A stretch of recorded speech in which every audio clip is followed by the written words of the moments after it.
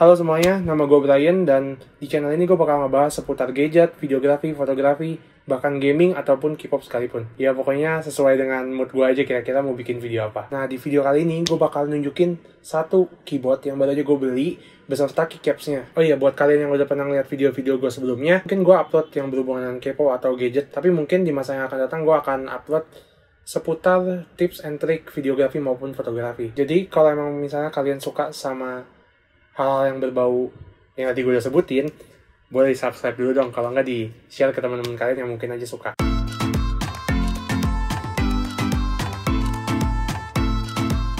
Dimulai dari isi kotaknya, sebenarnya cukup lengkap. Ada keyboardnya, keycaps puller, beberapa keycaps cadangan, dan juga kabel Type-C untuk charging maupun konektivitas via kabel. Masuk ke produknya, dari segi desainnya, di sini gue beli yang versi RGB dan menggunakan housing plastik. Mereka juga nyediain yang versi aluminium yang buat RGB, tapi karena gue rasa build quality-nya K2 ini udah cukup solid, jadi gue pilih yang versi plastik ini. Kalau misalnya kalian nggak suka RGB, ada juga kok yang white backlight, tapi dengan catatan nggak ada yang versi aluminiumnya. Jadi cuma plastik ya. Perbedaan paling mendasar yang ada pada desain Keychron K2 versi 2 ini dengan yang pertama adalah frame bawah yang didesain lebih miring. Jadi kalau misalnya kita mau lihat tombolnya itu jadi lebih gampang. Dan tentunya ngetiknya jadi lebih enak. Selain bodi yang miring, K2 ini juga menyediakan dua pilihan kemiringan tambahan, di mana versi yang pertama hanya diberikan satu saja. Selain itu, pada tombol caps lock juga disediakan indikator tambahan, sehingga jika kalian sedang menggunakan caps lock, otomatis backlight pada tombol ini akan menyala seperti ini. Karena gue baru pertama kali nyobain mechanical keyboard, gue merasa puas banget dengan Gateron switch yang ada di K2 ini. Keychron menyediakan 3 pilihan switch, yaitu red, brown, dan blue. Kalau yang red itu buat linear switch, itu cocok buat kalian yang suka gaming. Kalau yang blue buat yang clicky, lebih enak buat ngetik kalau kata orang-orang. Dan kalau yang gue punya sekarang ini, yang brown, ini di tengah-tengahnya lah kira-kira, jadi cocok buat gaming, bisa juga buat ngetik. Nah karena gue udah pernah coba juga keycaps bawaan dari si Keychron ini, dan gue merasa kurang suka, jadi enggak sih, sebenarnya emang gue pengen ganti aja keycapsnya, karena gue suka sama keycaps yang ini, jadi langsung gue ganti pas datang. Sebenarnya kalau dari material ini sama-sama PBT sama yang aslinya, cuman yang aslinya itu bentukannya tuh transparan di huruf-hurufnya, jadi kalau misalnya kalian beli yang RGB itu bisa nembus-nembus kayak gitu nih, tuh ada warna yang nembus. Untuk keycaps yang dari PSP ini bisa kalian pakai di switch-switch lain kayak Cherry MX atau switch apapun yang bentuknya T lah pokoknya.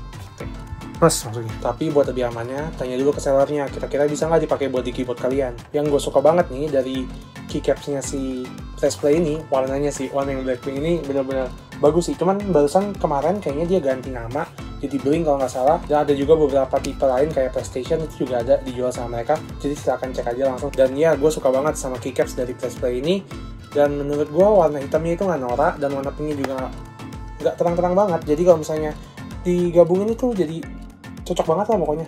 Apalagi kalau misalnya kalian beli yang versi RGB dan dibikin warna pink atau warna merah belakangnya, itu keren pol kayak gitu nih. Oh ya, di keycapsnya juga ada beberapa tambahan kayak misalnya es krim, hati, atau misalnya kayak gini.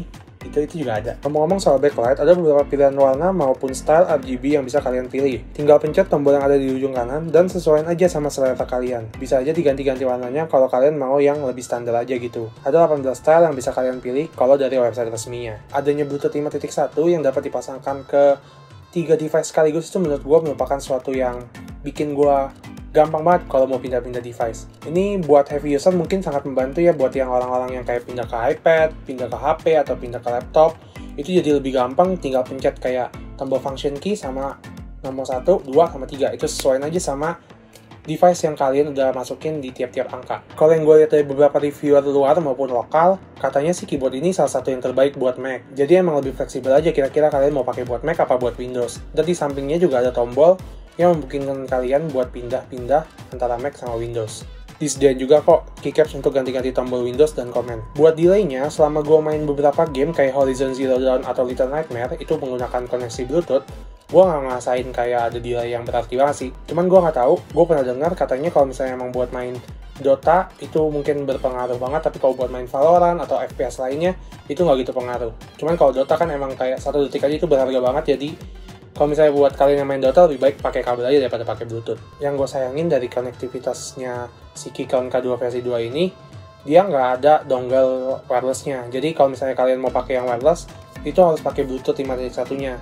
Ya emang sih kalau misalnya buat ngetik atau buat kerja itu nggak gitu masalah, tapi kalau buat gaming Gua rasa orang-orang yang gaming itu kurang percaya sama koneksi Bluetooth. Untuk harganya sendiri, gue dapetin Keychron K2 versi 2 ini yang versi RGB dan yang plastik frame itu 1249 atau 1.250.000. Dan untuk keycapsnya sendiri, ini gue dapet yang full size sebenarnya, cuman karena gue belinya yang 84 keys aja, jadi sisanya nggak kepake. Dan untuk harganya sendiri itu 339.000 untuk keycapsnya aja. Ada beberapa versi itu kalian pilih aja, dan juga ada paketannya, kayak misalnya kalau misalnya kalian mau sama mousepad-nya, mousepad yang nutupin satu meja itu yang lebar, itu tinggal tambahin dikit lagi jadi 559.000. Cukup oke buat ngeliat dari build quality-nya dan bahannya yang PBT. Buat font-fontnya sama icon-iconnya juga cukup oke menurut gua. Dan ya, mungkin yang kurang cuma satu ya, di sini buat function key-nya. Ini dia nggak sediain icon-icon kayak naikin volume, turunin volume, next song, atau brightness segala macamnya. Jadi mungkin kalau bisa ditambahin, itu aja sih yang bisa ditambahin.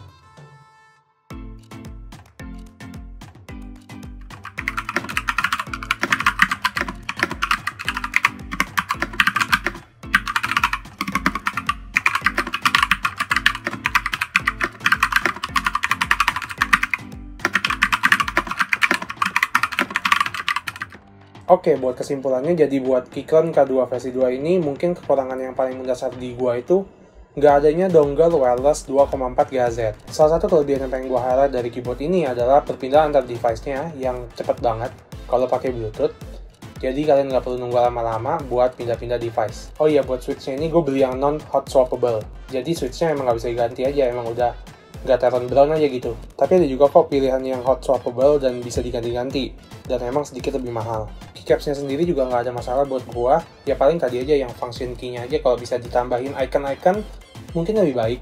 Tapi ya gue beli keyboard ini karena gue ngeliat keycapsnya dulu nih, gue suka, jadi gue memutuskan buat beli mechanical keyboard walaupun gue bukan bling ya. Jadi segitu aja review gue buat Keychron K2 ini dan keycaps Blackpink. Oh iya, sekarang namanya bukan Blackpink lagi tapi Blink dari Press Play. Komen dong, kalian lagi pakai keyboard apa, switch-nya apa, sama keycapsnya apa. Kali aja jadi racun buat gua. Jangan lupa like dan request lah kira-kira kalian mau gue bikin atau review apa lagi di video gue yang berikutnya. Terima kasih udah nonton dan sampai jumpa. Bye-bye.